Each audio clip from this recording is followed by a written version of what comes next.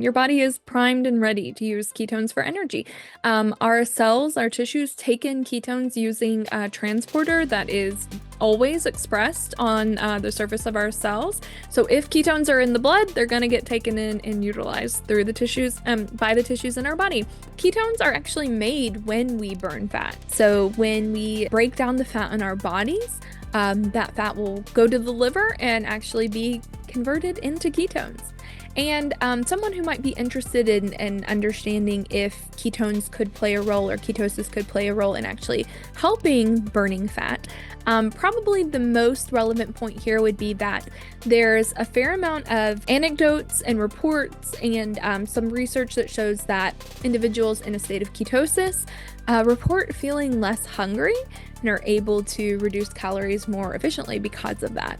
So ketones provide a satiety effect in a lot of people, and that is probably why for some people in a state of ketosis, they're able to kind of help control calorie intake, maybe better than when they're not in a state of ketosis, and it could help in that way.